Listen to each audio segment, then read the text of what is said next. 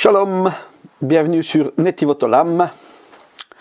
Eh bien, nous voici de retour, après quelques jours passés en Israël.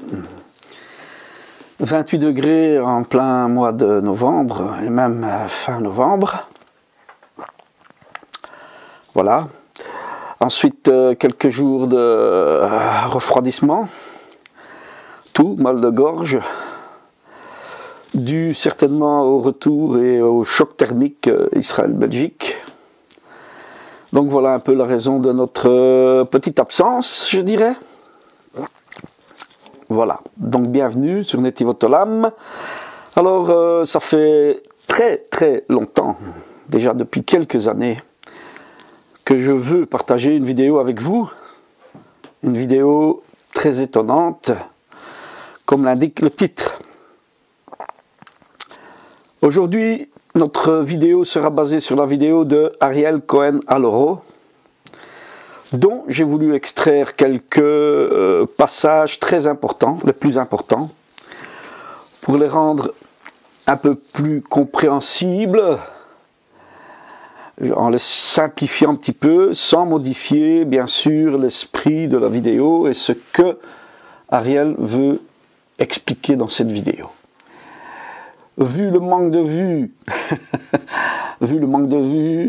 sur sa chaîne et l'importance de cette vidéo, j'ai voulu donc la retravailler un tout petit peu en vous rappelant que je n'ai rien modifié à l'esprit de ce que Ariel Cohen Aloro veut dire dans cette vidéo.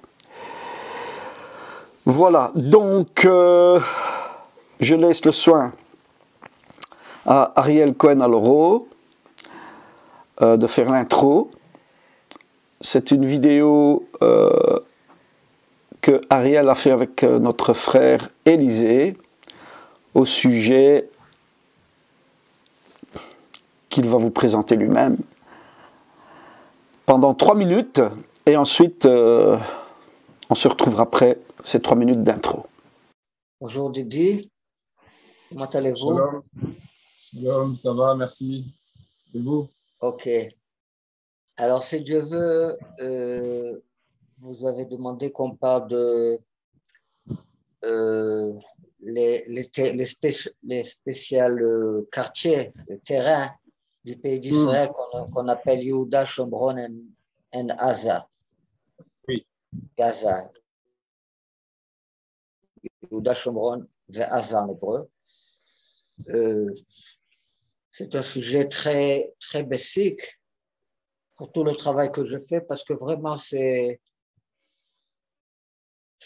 tout ce terrain-là qui a une question dans tout le monde à qui ce terrain appartient. Et c'est le corps de tout le problème, de tout le péché, que pour le péché on est 2000 années en exil, en galoute. Alors c'est vraiment le corps du péché, donner ce terrain aux ennemis, ce terrain d'Israël qu'on appelle Yehuda, Shomron et Gaza. Je vais mettre une feuille. C'est-à-dire la Judée, la Samarie et Gaza. Oui. Je vais mettre une feuille, comme ça on va voir comment ces terrains sont d'une façon très particulière, on va faire avec Yeshua, avec Jésus. Ok, alors je vais mettre une feuille qu'on peut écrire dessus. Vous voyez la feuille? Oui, ça y est. Je vois. Yehuda, Shomron, Gaza.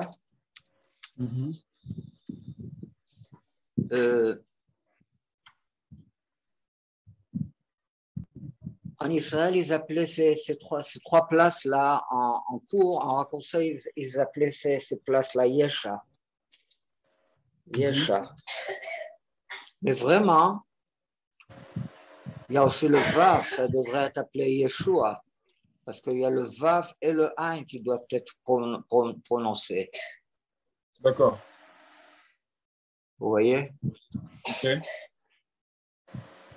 C'est-à-dire, les acronymes, les commencements de ces trois mots-là, ça fait le mot Yeshua. Bien sûr. Voilà, après cette intro, nous allons rappeler un principe biblique très important. Dès la création, juste après le péché d'Adam et Ève, Dieu, l'Éternel notre Dieu, va exiler du jardin d'Éden Adam et Ève. Pourquoi? À cause du péché de l'homme. Plus tard, dans l'histoire biblique, le peuple sera aussi exilé de la terre d'Israël. Le peuple d'Israël sera exilé de sa terre à cause de leur péché et leur désobéissance. À présent, nous allons parler des fautes d'Israël. Mais, il y a un mais. Avant cela, je voudrais ouvrir une petite parenthèse en rappelant ici les paroles de l'apôtre Paul aux non-juifs. Romains, chapitre 11, verset 18, nous dit ceci: « Ce n'est pas toi qui porte la racine, mais c'est la racine qui te porte. » Donc, le christianisme ne doit pas oublier qu'il est porté par la racine qui est le judaïsme biblique.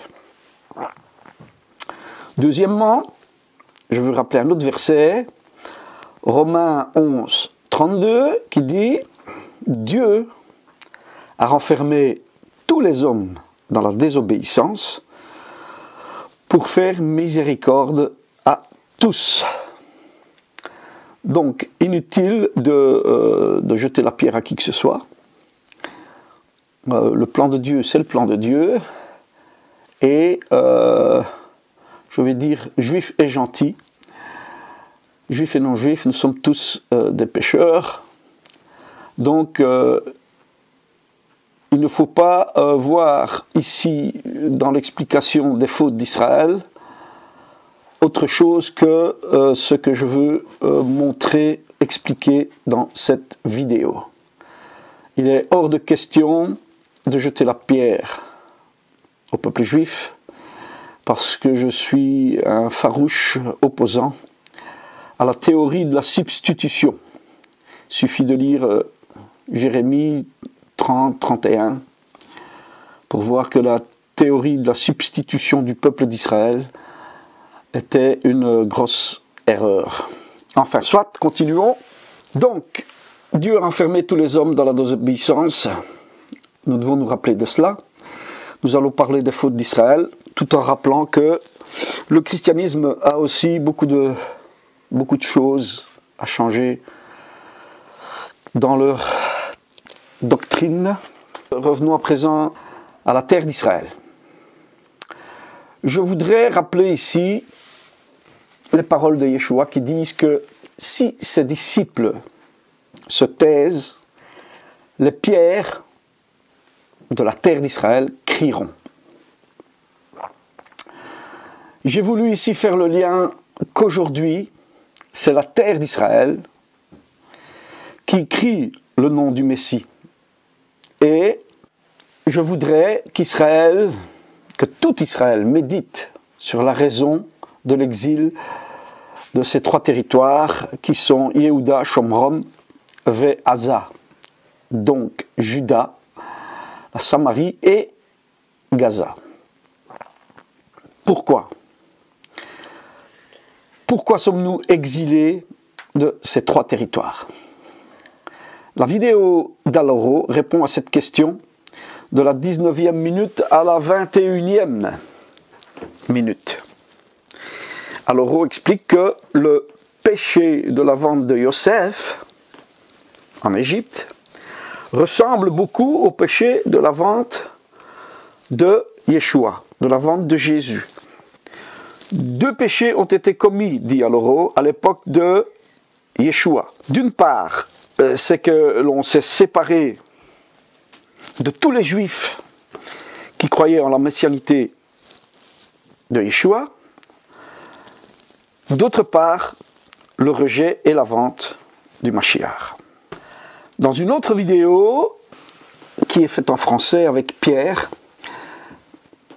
Ariel Aloro explique que la vente de Yosef a provoqué 400 ans d'exil en Égypte.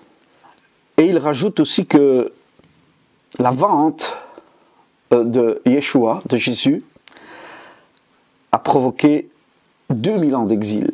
Donc la première, c'est 400 ans d'exil, première faute. La deuxième, 2000 ans d'exil. Donc c'est une chose sur laquelle nous devons réfléchir. À la 41e minute, Élisée pose la question suivante à Aloro. Est-ce que tu penses que si le peuple d'Israël fait tchouva, repentance, on pourrait récupérer ce territoire? La réponse d'Aloro est oui, du moment que l'on sait quel est le péché, on peut faire retour, on peut faire tchouva. Le judaïsme doit faire tchouva sur certains points, mais le christianisme aussi doit faire tchouva, doit retourner vers ses racines. Ce qui nous rappelle les paroles de Paul, qui nous dit que c'est la racine qui nous porte. Ça me rappelle à chaque fois que je lis ce verset que Yeshua a dit lui-même, le salut vient des Juifs. Et n'oublions pas que si les Juifs ne crient pas vers le Messie, rappelons-nous la célèbre phrase Baruch haba b'shem Adonai, le Messie ne revient pas et il n'y a pas de Géoula. Donc, le judaïsme doit faire tchouva, le christianisme doit faire tchouva et retourner vers ses racines juives, bibliques, et corriger les fautes théologiques romaines, je dirais, qui séparent Esav et Yaakov, Ésaü et Jacob. Voilà, c'est une vidéo très importante. La terre d'Israël crie. Je vous conseille ici de regarder toute la vidéo que Ariel a faite avec Élisée. Le titre de cette vidéo, c'est Le secret de Yehuda, Samarie et Gaza. Pour enregistrer, pour apprendre encore plein de petits détails que Ariel explique. Il y a d'autres points bibliques qu'il va développer dans cette vidéo qui sont très importants. Bon, je sais que Ariel, j'ai baptisé Ariel ces derniers jours, entre parenthèses, j'ai fait passer Ariel dans un mikvé, non c'est une blague. Je l'ai baptisé Ariel, je lui ai donné le nom de l'Einstein de la Gematria. Donc je sais que Ariel explique beaucoup de choses avec la Gematria, que tout le monde ne peut pas comprendre certaines choses, parce qu'il va parfois un peu vite, et qu'il faut avoir quand même un niveau, je veux dire, avoir quelques connaissances juives de toutes ces choses pour comprendre. Donc c'est une vidéo qui dure 55 minutes. Regardez-la, vous apprendrez beaucoup de choses. Shalom, à très bientôt.